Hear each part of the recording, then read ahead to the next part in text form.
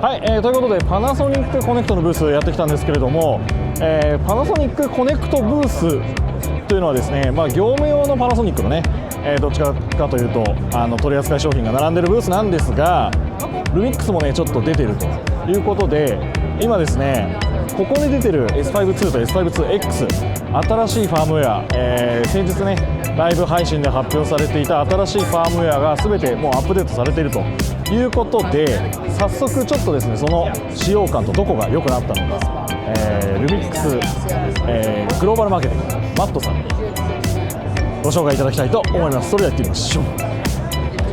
And then we've added car and we've added motorcycle detection, which this camera didn't originally have. But also in the human detection for subject recognition, it's much stickier now. So you can see that the yellow box is on Dave, who's over there. So as we move the camera left to right, you can see how much more sticky it is. It's just much more reliable than it once was. So if I put this into the full area and I select Dave, it'll just stay on him the whole time. It's much stickier. So we've made that autofocus improvement. On the photo side, we've added a pre-burst function. So that means when you do burst photography, I'll show you in the menu. I need to put it into a photo mode first. So in the photography mode, we have our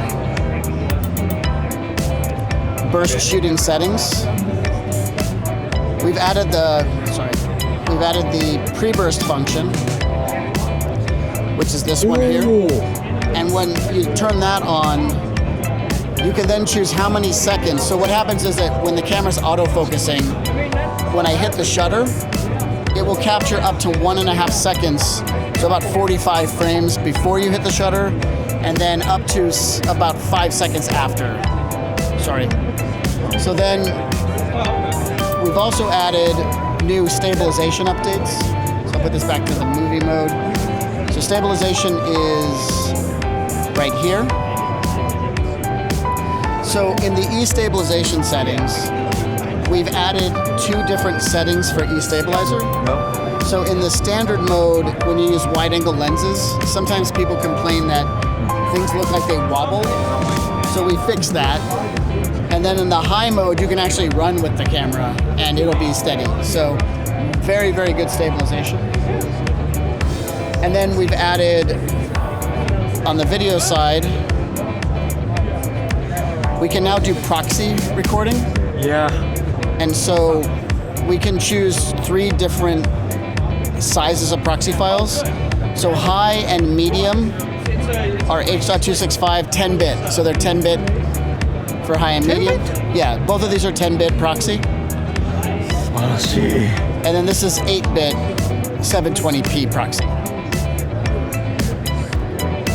And then you can apply a LUT to the proxy. So if you want to bake a LUT in, you can do that, or you can choose not to bake the LUT in.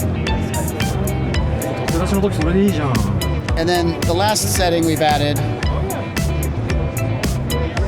we have compatibility with a service called Frame.io. Yeah, this is their camera to cloud service. So when you turn this on, every time you record a video and stop, it can automatically send those files to the cloud, and photos as well. So it's proxy files to the cloud, or RAW and JPEG photos to Frame.io. So all of that will be a part of the new firmware, which will be available on the 22nd in Japan, on the 21st in the United States.